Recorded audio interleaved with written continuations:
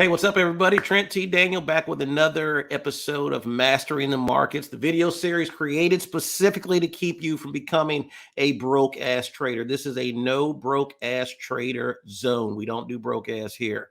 I used to because I wasn't a really good trader at the time, but I'm not anymore. I'm not a broke ass, and we don't want you to be either. Before we get into today's lesson, please hit that like and subscribe button because just all kind of wonderful things will happen if you do it. Just press it right now and see what happens. Yeah, all kind of cool stuff. Okay, so guys, I have a rule that I go by, and it says I don't go looking for trades. I let the trades come for me. In other words, I go a fishing. All right. And when I say fishing, when you go to fish, unless you're like a bear or something like that, and you just dig your hand in and snatch a fish out of the water, you put your worm or whatever bait on the hook, and you put the hook in the water, and you let the fish come to you.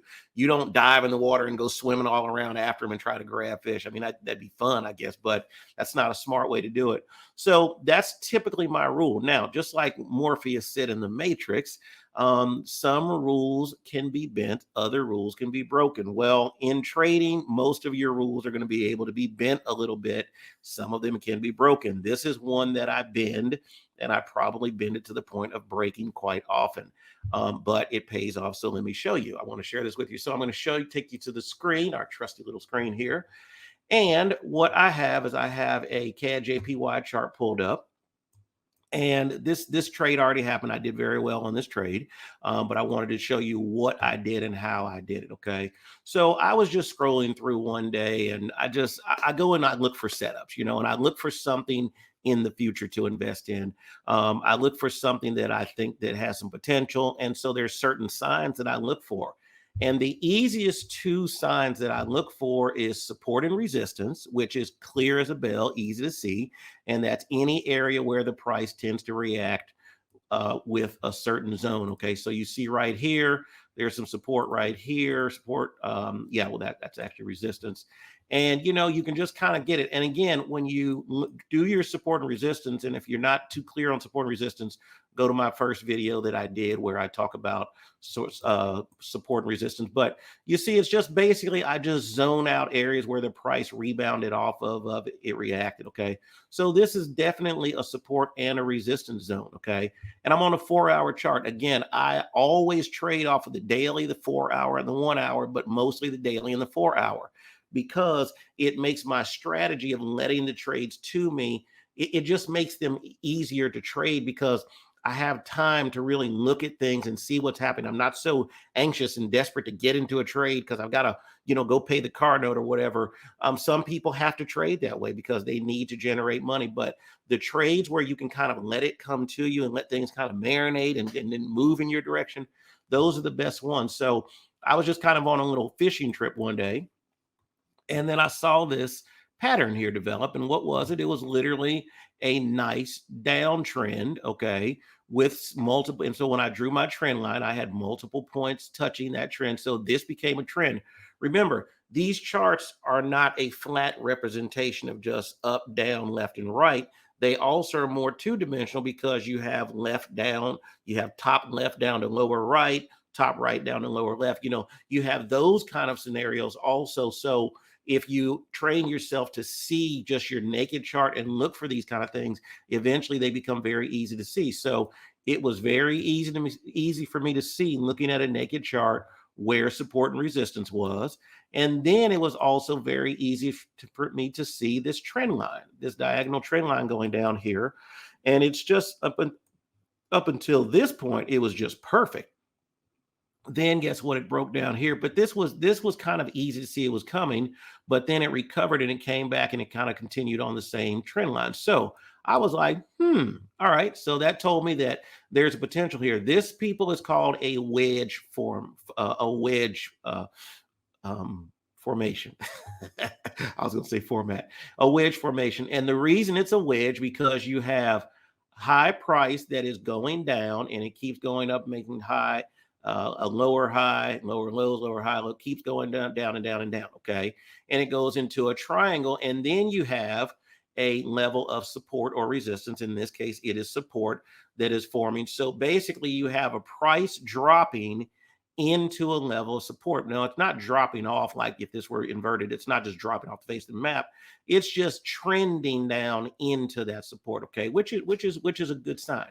So I knew that this was going to be had some potential here, and then I'll go and show you on the backside. I didn't have that trade, but I'll show you this. So what this told me, based on how strong this support had shown to be, I want to catch this trade pre-breakout, because this is really telling me that this thing is headed for a breakout, okay?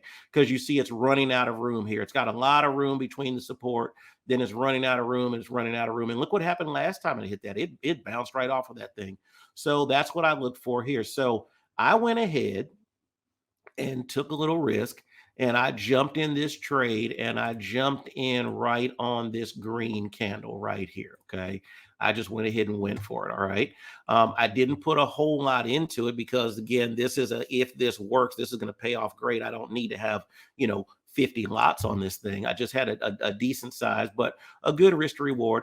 But I knew that to the upside of this, there was going to be a really, really strong reward potential. Okay. So if this thing did break out of this resistance, I was looking at my first level of reward here and my second level here. I know a lot of people would say make it here, but as you can see, this is kind of what I call the first zone leading into the bounce. So I really want to go looking for this one and this level up to start taking profits. Okay. It's a little more risky. Yes, you could just go ahead and say, I'm going to do a potential take profit there, and that's fine. I just chose not to do that. All right. So let's see how this played out. So as you see, things went along, and it did just as I thought it was going to do. It came back up. So now the real question was, is it going to bounce off of this and continue down, or is it going to shoot back up? The reason I had a lot of confidence that it wasn't going to bounce back down is because it's running out of room. This was the amount of energy that it takes to shoot it back up tends to dissipate, okay? And then the amount of energy of it going back down. So it starts to just build pressure here, and then that pressure tends to move it upwards, okay? So it's doing what I thought it would do. I don't do anything. I just continue to let it happen, and then the breakout happens. And look at that. When that breakout happens, had I set a take profit right there, I would have won that. I didn't take a take profit. My take profit was higher. But then look at what happened here. Things continue to move. And look at that. I hit my first take profit, okay? Made a killing on this one. I got in way down here at this green bar. Look at this. I'm 257 pips up, and this was 13 days. This was a good day. All right. So I'm in here. So I took partial profits, and then look at this. My second one was hit. So I literally had 50% of my trade here and then the other 50% here, but I moved myself to break even really quick after this. So this was a scenario, guys, where I didn't, and well, look what happened had I just stayed in this, okay? This thing just continued to play out and go edge up. Then it started creating another trend. Then I kind of consolidated out a little bit. And then as you can see, it kind of consolidated, drop back down. So basically the move was over. The reason I'm showing this to you guys is because this happens all of the time in the markets. And I remember when I first started trading, I was like, man, I wish I could do that. I'd love to be able to well, it's not hard. It's a simple concept. So let's do this. Let's clear our screen. Okay. And let's go look at some other currency pairs for some potential activity that's very similar to what we're looking for here. So first of all, what you have to do, you have to be on a high time frame. Daily is good. 4 hour is just fine. All right.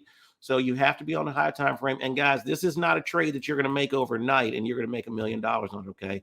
This is a trade that's going to take time to come to you. So I'm looking at this odd CAD chart here.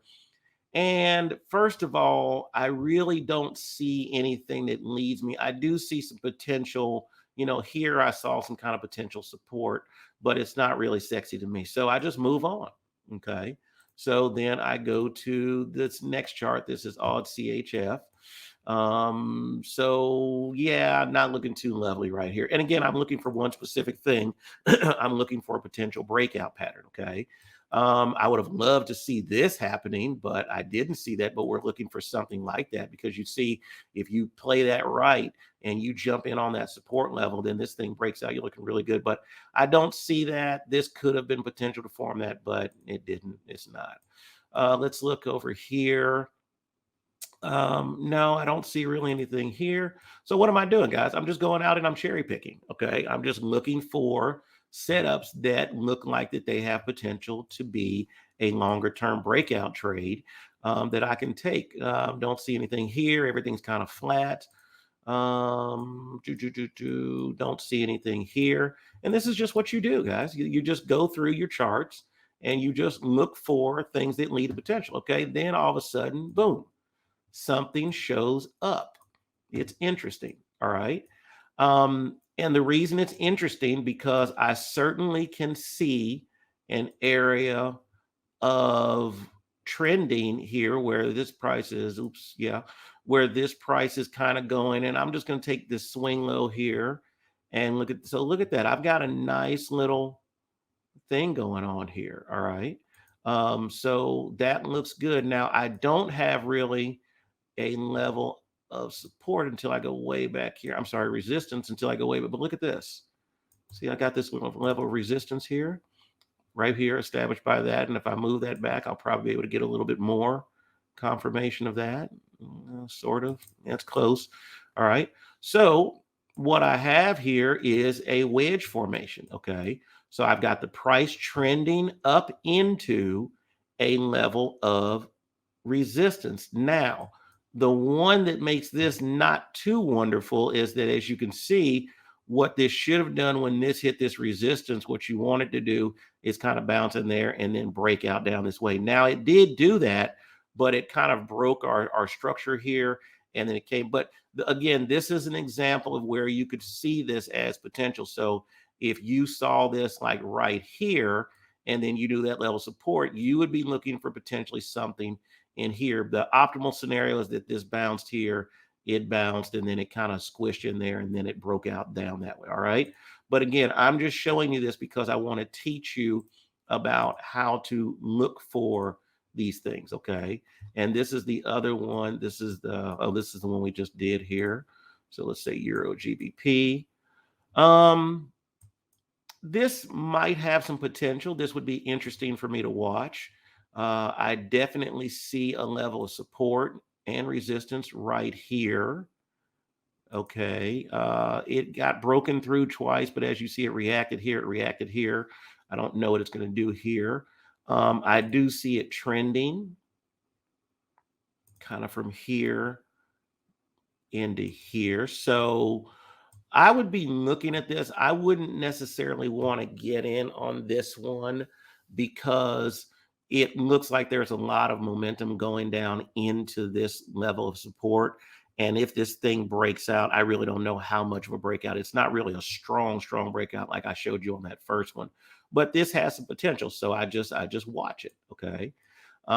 This one, no, nothing going on here. This was another one here. So let me clear these drawings. So you've got another level of resistance right here. You've got price that is going from this swing low down. It's trending up this way, kind of broke out of that trend a little bit, but continued it. And look what happened. When the price got in there, it hit here and then it broke out to the downside. So this is what we're looking for. Usually I say that the trend, you want to look for it to break to the opposite side of the flat part. Okay. So if you've got resistance here, look for it to break down that way. If you've got support, then look for it to break up. Okay. Let's see if we can find something else. Again, I'm not looking for a trade to get into right now. I'm looking for potential setups. Okay. I have to be a very patient trader in order to do this because it's not about what I make today. It's about what I can make tomorrow. But this pattern is always, always, always a good way to go just looking for it. So I'm looking for potential patterns. I really don't see anything on this 4-hour chart. Okay, so this may have some potential here. So let's look at this right here. Okay, so I'm at Australian dollar, New Zealand dollar. All right, that's a pretty decent level of, yeah, there's some level. I would say probably though the support and resistance would be more like here. So we're not quite there yet, but we're getting there. Okay. So I see the support. I'm sorry, the resistance. And then let's look here. I do see a pretty decent trend here. So I would start looking at this as potentially a breakout, okay, down back to the downside. So I basically just watch this. And what I would do is I would set an alert. I would draw a horizontal line here. I'd hit Alt H, and then I would tell it to give me an alert when this is crossing up on this bar. Okay. So now I have an alert. So once this price gets up in this area, then I start to look. If I want to be risky, then I might go ahead and wait and see I see some type of signal that is going to reverse, like a big green candle or something like that when it gets into here. I'm sorry, a big red candle. Then I might go ahead and take my trade. And what I'm banking on is that this thing is going to hit here and it's going to break through this. A lot of times you would want to just wait until it actually breaks through. But if you can find these pre-trend breaks, then these pre-break trends, then you're really, really good, because instead of getting in, so let's say the price goes up here and then it reflects back down, it dances around here, it comes out here. Well, that's fine, but if you're getting in right here, but if you can get up here, then that's pretty substantial. Okay. So again, this is just a quick lesson to talk to you about looking for potential setups. If you don't see anything you like there, you can go to a daily chart and you can look for what you're seeing there, and you might see one. I see something kind of interesting here. Looks to be a little level of support showing. I see a trend going. And again, it doesn't have to be perfect, guys. You can kind of just, it's a lot of it's subjective, but once you start kind of honing your skills in this probably doesn't look like the best trend line to me, because it's only capturing really 1 point, maybe two. I'm kind of forcing it. So what I would do is adjust it and come down and let this be my trend line. Okay. So that kind of widens that out some. All right. So now what I'm looking for is the play in this space here. If it comes in here and starts to crunch down like that, and this could be in 2 months. I mean, you never know. It's on a daily chart here. But then I see some action here, then I might go ahead and make the bet that the trade that is going to go up. Okay. So again, guys, I just wanted to show you that. I know sometimes this stuff can be confusing, but if you will get on your charts, practice drawing your support and resistance lines, and then just go through your time frames and look for any areas where there could be movement. You can do it on a lower time frame. It's okay to do that. You can go down to the 15-minute chart and do the exact same thing. Try to identify, go back enough, see if you can identify any kind of trend. Like, look at this trend here. Okay. And let's see if there was a level of resistance. Not really. But it could create one. So, you've got a nice trend forming right here. All right. On this, if you're going up this way, and actually did have a little bit of a breakout. So you can do this, but the key is, guys, is that it is good to let trades come to you, but it doesn't mean you can't go looking for trades to get into, or at least looking for setups. Okay. Most of the times you'll be successful if you'll set something up, watch it, put a line there, set an alert. Once you get the alert, then you go ahead and make your move. But as far as fishing and going looking for trades is concerned, this is the way I like to do it. I like to find that wedge pattern, because that wedge pattern is definitely a sign of some good things to come. We'll talk more later. Please hit the like and subscribe button. Thank you very much. Thanks, guys. I said thanks twice, but you know what I mean. Bye.